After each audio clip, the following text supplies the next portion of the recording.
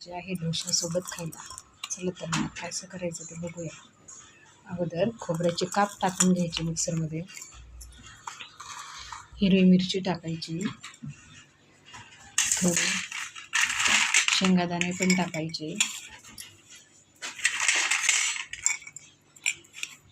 थोडी कोथिंबीर टाकायची,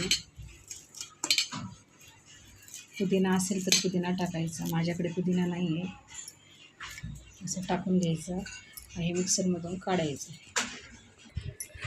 लसूण मी ठेचून घेतला आहे, तो पण त्याच्यामध्ये घालायचा. चला हे मिक्सरला लावलं आहे, मिक्सरमधून काढूया.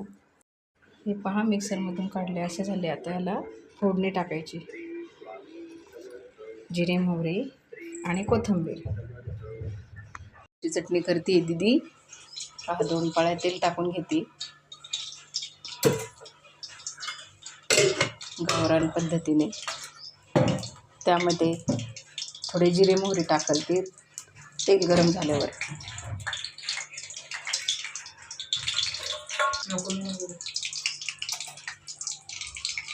ते तडतड होऊन द्यायचं. मग त्याच्यानंतर थोडासा कढीपत्ता, कोथिंबीर टाकायची.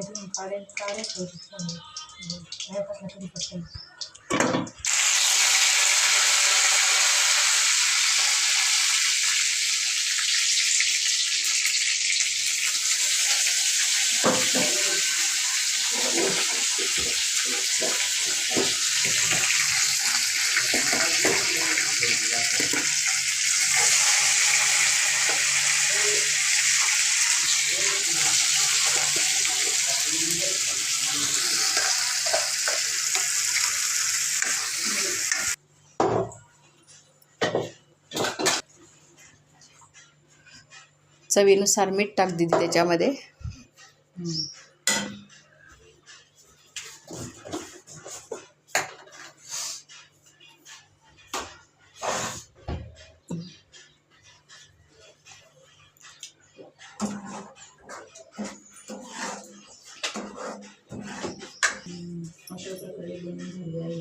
आता ही नारळाची चटणी तयार झाली आहे.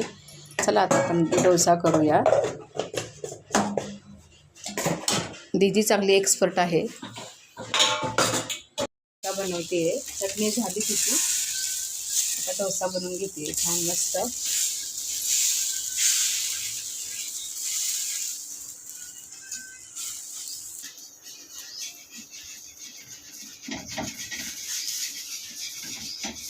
वाव देवा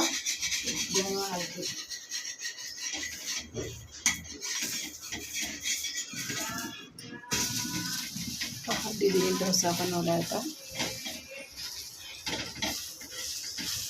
हे बेटर.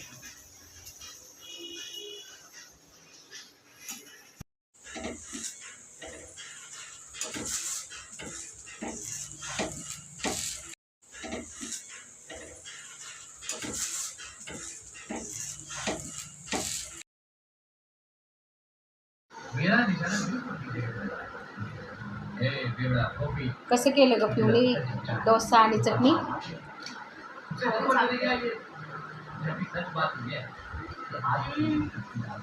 खूपच छान झालंय. जमतं का पिवला?